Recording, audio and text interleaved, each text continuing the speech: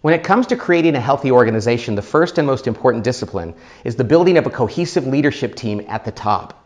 And that entails the overcoming of the 5 dysfunctions of a team, which I'm going to review very quickly here. The first dysfunction of a team is the absence of trust. Trust is critical on a team. It's the foundation of teamwork.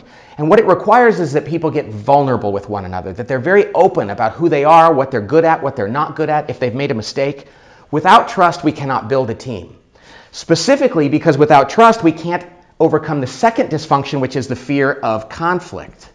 You see, conflict is not only okay on a team, or even good, it's necessary and required. We have to engage in conflict, and when we have trust, conflict becomes nothing but the passionate pursuit of truth or the best possible answer.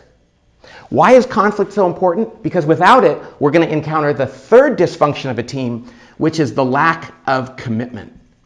Teams that don't engage in open, honest conflict don't really commit to the decisions they make. They're passive about it. Commitment is when everybody truly buys in because they've weighed in on a decision and they realize that's what they're all going to stick with. Now, why is commitment so important? Because without it, we're going to encounter the fourth and most common dysfunction of a team, which is the inability of people to hold each other accountable. Accountability is so important on a team. When people have committed, they're going to have more courage to actually confront one another about shortcomings in their behavior and their performance. And why is that accountability so important? Because if people aren't holding each other accountable, they're going to encounter the next and final dysfunction, which is the inattention to results.